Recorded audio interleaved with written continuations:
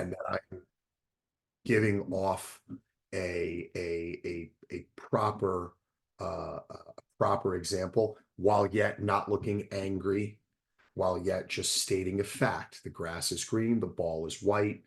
The grass is green, the ball is white, the sky is blue, and you know what? Orange has the ball right now. Why? Because I have deemed it so. And when I say that orange has the ball, it's actually a statement of fact. It's not my opinion. And I don't have to be a jerk about it. I just have to make that decision that orange now has the ball. So you want to have those basics out of the way, because as you move up the ranks in college officiating and the game gets better and better, those mechanics and rules allow you to actually go from being a good official to being a great official. And the key to that is being able to read and react and use those mechanics only as a guideline, because things happen and you have to be able to read and react appropriately. And number two, and most importantly, being able to figure out how it is that you can make the crew better than the sum of its parts, filling in when somebody gets pinned, trapped, when they don't have an angle that you have, maintaining your angle, not running yourself in or out of a bad angle, being a good teammate, being a good crewmate. And that is really, running around, being in good shape, looking pretty, foul recognition. You can learn a lot of that. You can get to a certain level of competence. You can get to good. You really can't get to very good or great without um, those next two pieces: the ability to read and react, and the ability to find ways to accent, to make your crew better and understand your role on that crew on that day, whether you're the one, the two, or the three. And no, they're not equal. And anybody that tells you that they're equal is really doesn't understand the crew dynamics. The reality is that somebody is deemed to be the referee on that day, and they have a specific job to do. Somebody else is the two, and it is their job to bridge between the referee and the field judge. And somebody's the field judge, and it's their job to be the field judge, to be supportive as part of that crew, and to march to whatever that drum is of the tone that is being set that day with the referee, whether they agree with it or not, because that's how this has got it. That's how this has got to go. I think the sport, I mean, the growth has been incredible. 1,100 NILOA members is still not enough. Um, the money is decent. It's always getting better. Um, the supply and demand matrix are completely on our side. The more kids that play, the more pressure there's going to be on collegiate institutions to add more lacrosse, and that is going to create greater demand. And the supply is what the supply is, and that's really a good. If the economics of this are important to you, um, you just have to go back to your first macroeconomic class to understand that the long-term growth of this sport is, all the things are pointing in the right direction. So I love it. I think we have I think we've got, I think we run a good show. I think we work hard to kind of educate and support our members. I think we have a noble mission, and I think we try and do it with a humble heart. So it's a lot of fun. I enjoy having the best seat in the house. Hopefully, I can continue to have it for a little while longer, and referee until my body says no. One of the things that drives people away from our sport, and um, and is the hardest part of mastering officiating, um, is dealing with behavior, how to handle bad behavior. Um, and I, for anybody that's watched me on TV or watched me referee, um, I don't really have I am not the you know, I don't look as good as some of these body beautiful officials that we have, and you know, I'm certainly a big dude. I occupy some space on the field. Um, but if I had a you know, superpower, as it were, it would be my ability to kind of just manage my way through, create connection. I've been doing this a long time, and I've got the ability to kind of create some understanding and deal with behavior. Um, and it certainly is a little different than maybe some other people have approached this topic. It is not because I walk out on the field as a tremendous badass. I think, and look, we don't have to spend time on the fact that behavior is an issue in our game. Behavior is an issue in our game with with the players. It's an issue with the game. It's an issue in our game with coaches. It's an issue in our game with fans. I'm going to leave fans out of this completely because I don't care. I'm going to leave television and internet and social media and all of it. You guys might find this a little wacky, but it's been at least 10 years where I watch all of my games without sound.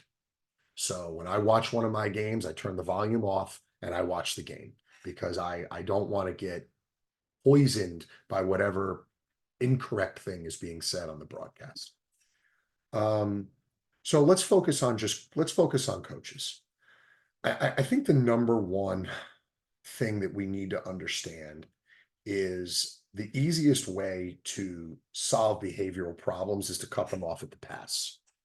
And you're going to do that by understanding that our primary job is to be the two or the three calmest people out on the field, to show that we care a great deal. And there are many ways to show that we care, and to be a professional and use what I kind of call, you know, a little crudely, the give a shit factor. You need to have maximum give a shit factor. You walk out on the field, you're there on time, you're dressed properly, you look the coach in the eye, you're all business. I really keep my pregame short in terms of my pregame interaction with a coach. Even coaches that I have relationships with for years, I ask them if they're certifying their teams. It doesn't matter if I've certified them 100 times. I ask them for their captains. I ask them for their in-home, and I ask them if they need anything that day. And I'm going to be there with them. If they ask me a question, I'm going to give them a sincere and not a smart-ass answer. And I'm going to reset the boundaries for that day.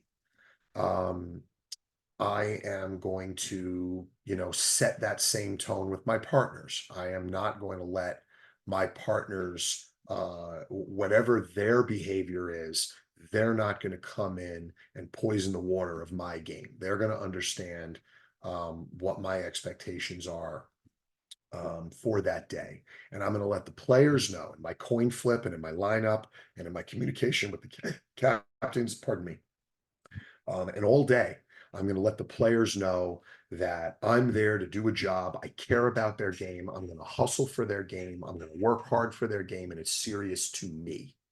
And that creates kind of very, it creates a bond, and it creates you start building currency immediately with those actions. Um, so, you know, um, I try and give one other piece of advice that I'll give as it relates to pregame is I got a great piece of advice years ago from a wonderful official um, who went to the NCAA championships in both football and in lacrosse. And he said, try and give a coach whatever you can that doesn't cost you anything. Um, and I'll give you two examples of what I mean by that. Um, One example of that could be a team shows up late, coach is all upset, and they're running around like crazy trying to get things set up, and this game is not exactly going to start on time. Um, that extra 5 minutes, 10 minutes, 12 minutes, 15 minutes, your ability to work with the coach there is something that doesn't really cost you anything, and yet helps to build a relationship. Hypothetical situations, the coach's pet peeve of the day. coach talks about, I'm really upset about something that happened in a previous game. I'm super careful about not speaking about uh, any of my partners that have been there in a negative way. So I try and take that conversation and twist it into what we have. Coach, I think what you're asking me is what is our goal today for a proper pick? And our goal today for a proper pick is the following. I don't want the sticks out. I need to be shoulder width. I need to be stationary. I need to be that's my goal for the day. And I don't criticize whatever went on prior to that. And I think it adds a professionalism. And I think again, you're setting a tone. And if you get a lousy pick and you get it early, you're going to take it immediately. And you're not going to play games with that pet peeve of the day because it's an easy place for you to provide customer service. Another place where you can provide customer service when a coach gets angry, that was a reset or that ball tipped off of something. Guys, how difficult is it to put your hand in the air and say, tweet, tweet, tweet, tweet, tweet. Hey, to your partner on the other side of the field. Hey, Bobby, you know, you have a tip there? No, I don't have a tip there. Okay, thanks, Bobby. Here we go. You don't even need to say anything to the coach. He yelled at you that that ball was tipped. You took the time to ask. There was no tip, and we're going to keep playing. And that right there is I'm listening, I care, and I'm going to be a professional about it. And you establish some boundaries. Um, I also kind of feel that a different way of attacking this is I try and cut things off at the pass very early. Um, it, it, you need to be thinking to yourself, where could this go? You need to not be letting things fester.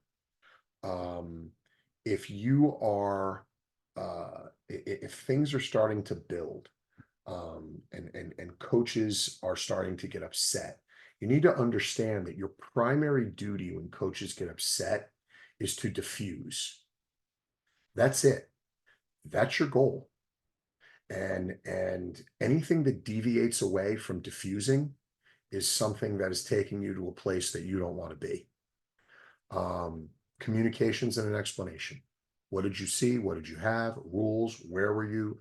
Um, Empathy. Are there tough calls? We know that there are tough calls. Are there times when players are killing their coaches? Absolutely. When's the last time anybody on this Zoom call tonight said to a coach, Coach, I can understand how frustrating this situation is right now? When's the last time you said that? Think about how that humanizes the situation and you're able to kind of diffuse and lower the temperature of what is going on. It's not that any of this is your fault, but empathy in what happens goes a long way. Injuries, okay? Think about the coaching journey. Think about the relationship that coaches build with their players. As a player, think about the relationship that you have thinking back to the great coaches of your past. One of those kids is out on that field and he's injured. You know what, guys? I take the heat. I take the heat. I get away from the situation. I create distance. I create time. I get away. I calm it down. I look sad. I mean, you're gonna think it's. I don't crack jokes with my friends. I show concern. And if he's angry, I take the heat. You know why? His kid is hurt.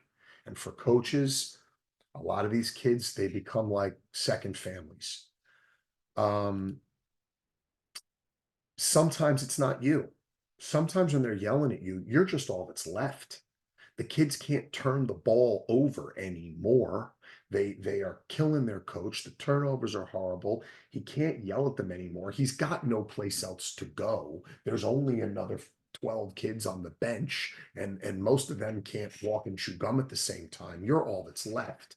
And understand that. Can we rotate out?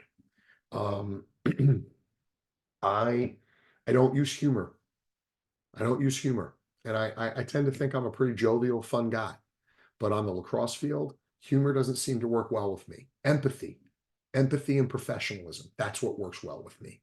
Humor doesn't work well with me. At best, they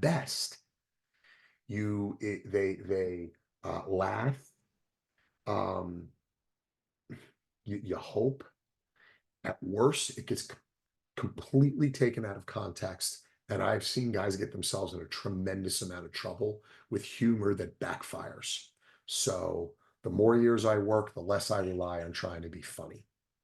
I don't ignore. I don't ever ignore. Now, not everything needs a response. So sometimes a nod, sometimes a I got you. I'll watch for it. Sorry I didn't see it. Coach, he's right there. From our angle, it's bad, but he's in a good spot. Um, sometimes that works, but I don't ignore. You can't ignore, because if you ignore, then things are going to fester and build, and then you're going to let things go. You're going to encourage good behavior. Okay. Do you thank the face-off guys for lining up right during the course of the game? I do. Do you let a defenseman know when we get big time contact and the guy's doing equal pressure and he's muscling that kid from behind and then the ball clears up field? Do you say to number 22, hey, 22, I like where we are right now. You're good there. You stay there. I'm good with you all game. Stay off the neck, stay off the neck, keep it low, equal pressure. I'll ride that train with you all game. Do you do that? I do that. Do you acknowledge a good pick early? Guy sets a good pick. The kid gets through the pick. 22, that's a good pick. Why? They're like dogs. We tell veteran dogs, good dog, right? We tell old dogs that they're still good. You're encouraging good behavior. When a coach needs something from me, I don't walk over, I jog over. You know why? Timeouts are precious. Time is precious. It is very hard for a coach to yell at you when he wants something from you, and out of respect and professionalism, you jog over to him, especially if it's from a little bit of a distance. I don't run. I'm not a kiss ass, but I jog over. I get nice and close. Yeah, coach, what do you need? How does he come at me when I just took the courtesy of running across that field to speak to him? It's a very different algorithm. It's hard for them to do that when you're just by the fact that you're hustling and jogging over, you're diffusing. Body language helps. Okay. Nod. You don't have to agree, but you have to listen. Okay. I encourage appropriate body language. Okay. Coach is screaming at me. He's waving up, coach, coach, coach, coach, coach. Lower your voice. Talk to me. I'm here. I want to listen to you. Okay. Just lower your voice and talk to me. Encourage good body language. Okay. Um, Now we get through all of that. All right. Gentlemen, if there's anything that you take from this evening as it relates to behavior, you need a stop sign. You got to have one. And without a stop sign, managing behavior on the sideline is extremely difficult. It is the number one problem I have with college officials trying to teach them how to deal with coaches. It's you got to have a stop sign. They let stuff fester, they let stuff build, they don't have a stop sign. You need that's enough. You got to have it. Okay. And there's a couple of different ways to go at it. You can say, coach, move on. Coach, that's it. Coach, you're putting me in a tough spot here. No, no, no. We can't go there. We can't go there. Shit. The other night, I said to a coach, listen, you asked, I answered. You can come at me about anything else you want to come at me about except that. That's now off limits. You want to yell at me about anything else? That's fine, but not that. That's a stop sign. Okay. I don't face the coach. I'm 6'2". I'm 230 pounds. I'm looking at a coach. It comes off as too aggressive. It's back. I stick my arm underneath my ear and I'm here. And a lot of times I'm doing this. It's passive.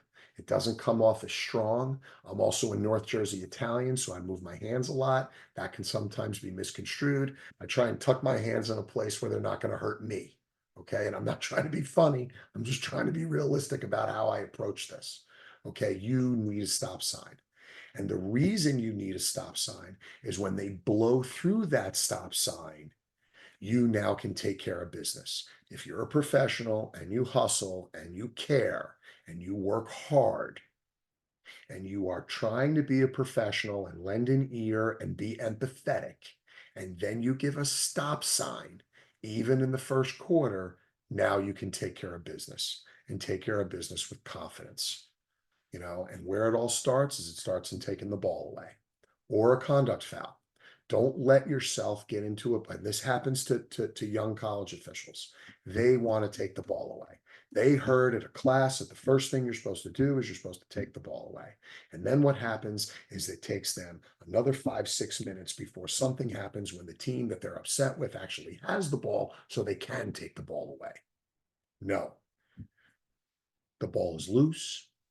Somebody screaming into the silence. I love people screaming into the silence. We get a goal, coach is unhappy. I show empathy. I give them a stop sign. Now I'm looking to face the kids off. I'm ready for my face. They scream into the silence.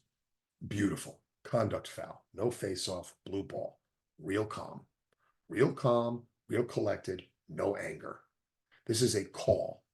Be careful of words like whack, tag, penalize the coach. We're penalizing the coach. It's no different than a hold. And when you give a minute, it's no different than a slash. It's a penalty. It's not a whack. It's not a tag. It's not a bang. These are only words that we use when we talk about behavior, and it's not a good mindset. It's not a good long-term professional high-level mindset. Screaming into the silence is easy. The full minute, how do I deal with the full minute? I look at the full minute the same way that I take this from a time. I spent 21 years as the secretary treasurer of our high school association. I look at the full minute in one way and one way only, and I encourage you guys to look at it the same way. How would it look in writing? That's how I think about the full minute. The coach told me to go and fund myself. That's going to look great in writing. That's a minute. Okay. I gave the coach a penalty, 30-second conduct foul. I walked away. I got myself on the other side of the field. The coach came 15 yards out on the field. I'm actually thinking to myself, coach came 15 yards out onto the field, and I then assessed a minute. I think of it in that context. How will it look in writing? If I don't think that it is not going to look good in writing, it's not a minute. And that's where I am. No eye contact. Get the in-home correct. Don't screw that up and have to go back there. And in the post game, you always have to ask yourself, did I make it personal? Is there anything that I could have done because I lost. If I got to penalize them, then I lost I didn't hit the goal of diffusing. So now I've got to penalize them. So is there something I could have done to diffuse? Hey, sometimes the answer is no. There's nothing else I could have done. And that's where we are. Let's talk about team. And now we're talking about fine tuning a little bit. I say in my pregame, hold on, not yet, and I have the dog. My wife is worried that the dog is lost. There you go. Well, we all have one, don't we, gentlemen? Sorry, guys. I say in my pregame all the time, it is always better to penalize a coach for yelling at your partners than yelling at you. If you have a foul, I have a slash. Now I have to take the behavioral call. It appears in writing like I am defending my call. If I have the foul and my partner takes behavior, then I have the foul and my partner is penalizing bad behavior. And the last part about this is assistant coaches. Now, I'm going to say something here that is going to sound a little off the wall. I actually develop relationships with assistant coaches. Okay. Assistant coaches are like teenagers. They like to feel like adults. Empower them. I don't go to coaches and tell them how many timeouts they have left. I tell the assistant. I don't go to a coach and tell them, listen, I've got a problem with the scoreboard. I go to the assistant coach. It's an easy place to foul if the assistant gets out of line. They appreciate the fact that they're being treated like adults, like teenagers, and assistant coaches become head coaches. And if you want to do this for any length of time, that is how you build a career, because now that assistant coach becomes a head coach, and you get to go over to that assistant coach who's now a head coach, and you just say, wow, congratulations. I'm really happy for you. Can you certify your team now? And can I get your captains? And think about how that changes the relationship in your career. And that's kind of my view, guys, as it relates to behavior. We can run down all kinds of rabbit holes, but that's about a half hour. And I always kind of felt like if you talked longer than a half hour, then you probably didn't you probably didn't do it right. Um, I'm certainly always available. I really, really enjoy officiating lacrosse, and I hope that you, wherever you are in your journey in this thing, I hope that you guys enjoy what I feel is the best seat in the house. Thanks. Thanks, PJ. Guys, just to make a point of emphasis here, right? So PJ's probably never coming out here and doing a Madison versus Milwaukee high school game, but the ability and for him to take the time to help us out tonight is sincerely appreciated. Like I said, if you get a chance to watch PJ, I know he'll definitely work in the next couple of weekends. His game management and his communication with his coach, like he was talking about, with his hand over his mouth and his arm tucked, seen it a million times. Also, the most important thing about this entire call that I forgot to mention is he is Del Barton's finest. So, than that, correct me if I'm wrong, that is your preparatory school that you went to, correct? Go Green Wave. Go Green Wave. Go Green Wave. So, PJ, I cannot thank you enough for helping us out here. If we have any additional questions, we'll make sure to reach out to you. I know you're always available and willing to talk lacrosse. So, thank you, everybody. And PJ, can't say thank you enough. And good luck the rest of your season. Everyone stay healthy. Thanks, guys. Stay healthy. Be well. Have a nice evening. Take care. Thanks for having me. Thanks, everybody. Good night.